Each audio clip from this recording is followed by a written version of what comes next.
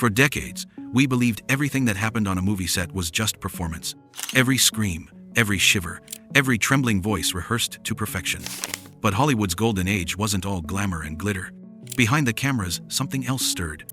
Something no director could explain, and no actor could forget. Because when the cameras stopped rolling, some stars swore they weren't acting anymore. When the lights flickered in Hollywood, old Hollywood was a place where illusions were crafted daily, where a kiss under a spotlight could become eternal, and a single tear could win an Oscar. But beneath that brilliance, a shadow lived. It crept through the sound stages of the 1940s, 50s, and 60s. Actors began whispering about something wrong, lights that died without reason, voices that weren't their own, mirrors that seemed to breathe.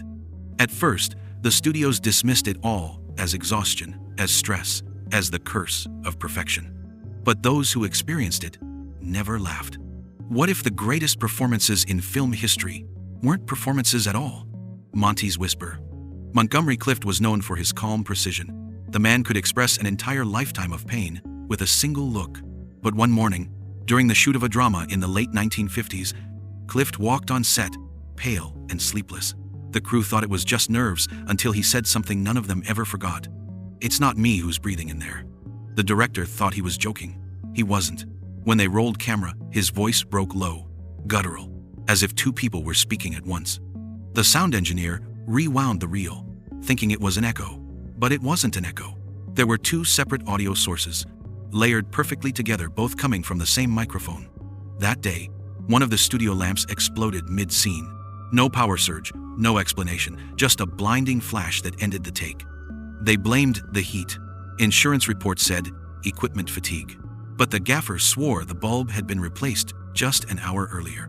Clift refused to reshoot the scene. He asked the director to cut it entirely. "That part doesn't belong to me," he said. "It belongs to the other one." That clip was never released. Even now, if you watch that movie, you'll notice a strange fade to black that wasn't in the script, like someone didn't want you to see what came next. When Maureen was pushed. Maureen O'Hara was not the type to scare easily. Strong-willed, fiery, fearless, she'd faced more than her share of wild stunts and brutal directors. But during a night shoot on a Gothic set in 1952, she suddenly bent forward mid-scene, as if shoved hard in the back. Only, no one was behind her. The camera kept rolling. Everyone assumed it was acting until the take ended and Maureen didn't get up. Her makeup artist ran to her, and that's when they saw it. Faint, finger-shaped marks pressed into her back through the thin silk of her gown. The director insisted it was muscle tension. The studio doctor wrote the same. But O'Hara's face said otherwise. "It's not tension when the air leaves you and no one touches you," she told the press days later. After that, she refused to have anyone walk behind her on set. Crew members laughed at first, until they realized the lights would flicker every time she stepped in front of the camera. They replaced generators 3 times. Still flickered. Eventually, the director ordered all lighting tests to be done with her absent. But even in her absence, when her name was spoken on set, the lights dimmed. Ava's unwritten scream. Ava Gardner had a voice like velvet, and a temper like fire. But during one particular take in 1957, something else took over. She was supposed to deliver a romantic line. Instead, she screamed a long, raw, piercing cry in a language no one recognized. The sound engineer froze. The director shouted, "Cut!" Ava collapsed, trembling. When they played the audio back, everyone went silent. Alongside Ava's voice, there was another, deeper, slower, almost mechanical breathing in perfect rhythm with hers. The assistant editor quit that week. His resignation letter was only 1 line long. "I won't work where someone else performs uncredited." Ava demanded all mirrors be removed from her dressing room. She said her reflection moved slower than her. For the rest of her career, she wore a small cross pendant on set. When asked why, she said, "It's not for faith, it's for protection." Ingrid's shadow. Ingrid Bergman had filmed all over the world, from war-torn Europe to New York soundstages. But she never forgot what happened during a quiet afternoon scene in 1949. Her gaze shifted mid-take, fixating on the far corner of the studio. The cinematographer turned. Nothing was there, just empty scaffolding. But Ingrid refused to keep going. She swore she saw a tall, motionless figure standing behind the spotlight, watching her. They laughed it off, until the temperature in that corner suddenly dropped by almost 10 degrees. Later, during playback, Her voice cut out, halfway through a sentence, not because she forgot, but because something else seemed to overlap. When slowed down, the film showed two silhouettes, Ingrid's and another, slightly behind her, moving half a second out of sync. She refused to reshoot. "I can't say those words again," she said. "They weren't mine the first time."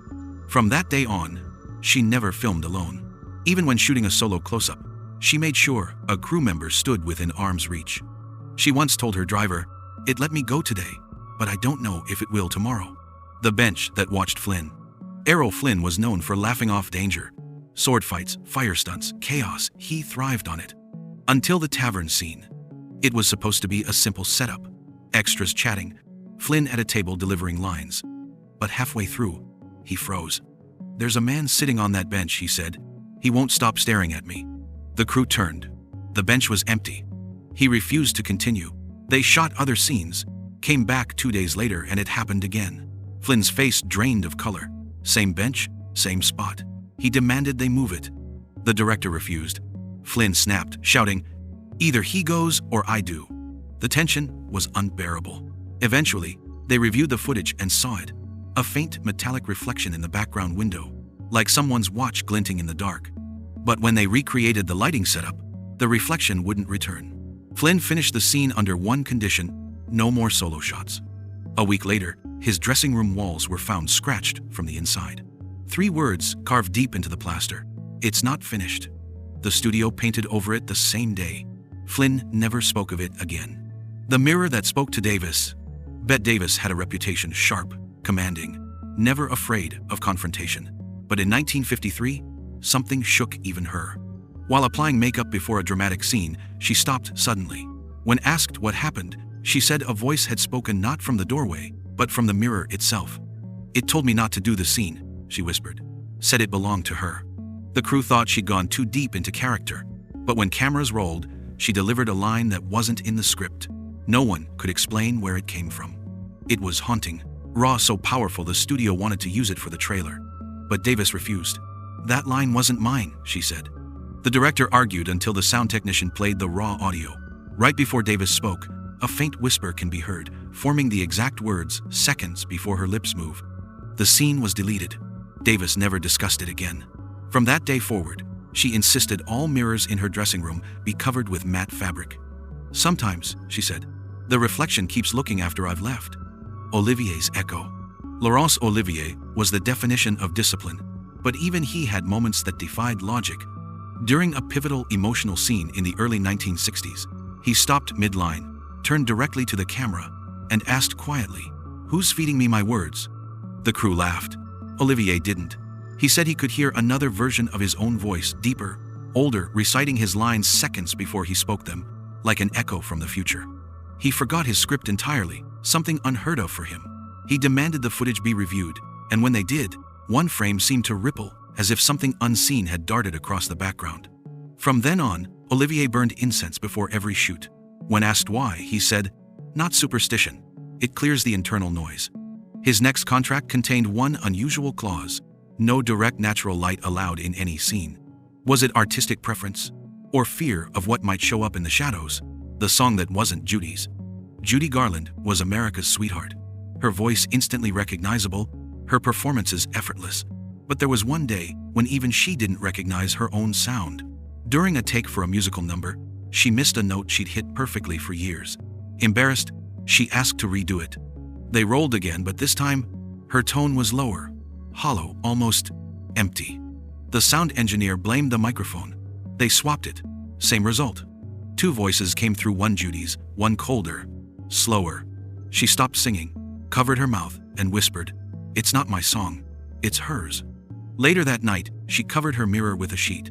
A week later, a cameraman leaked footage where Garland stared directly into the lens, her eyes entirely black. The reel was confiscated and destroyed. From then on, she refused to be filmed alone. When a journalist asked her years later if she remembered that day, she said only, "That role changed my voice, and I don't want to find it again." Joan and the reflection that moved first. Joan Crawford's routine was sacred mirror, lipstick, perfection. But one morning, she froze. Her reflection had tilted its head before she did.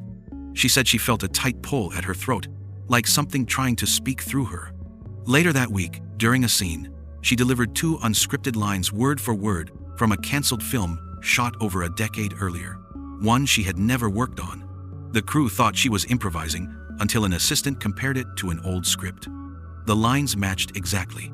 When asked how she knew them, she said quietly, "If I said them, someone was using me as their script." The director deleted the footage, claiming creative inconsistency. But the worst came during a late-night scene. As Joan raised her voice, all lights cut out for 6 seconds. When power returned, she was standing out of frame, mouth moving soundlessly. When asked what had happened, she said, "Whatever's behind that dressing room door was never in the script." She left the set that night and never returned. The pattern they tried to erase. In Hollywood, when something can't be explained, it gets edited out. A scream becomes technical interference. A shadow becomes film damage. A voice overlap becomes faulty tape. But when the same pattern appears across decades, across studios, across stars, the questions get harder to bury. Why did so many of these incidents involve mirrors, voices, or sudden flickers of light? Why were all the most disturbing takes erased, and who gave those orders? Sound technicians who worked during the 1950s claimed that reels from those productions often came back heavier than when they left, as if something extra had been recorded onto them. Some assistants swore they could hear breathing in silent footage. Others claimed the negative smelled of ozone, as though burned by invisible current. And yet, none of this made the papers. Not a word. The studios controlled the narrative, and the stars were too afraid of being labeled unstable. But the stories survived, passed quietly, between camera operators, editors, makeup artists.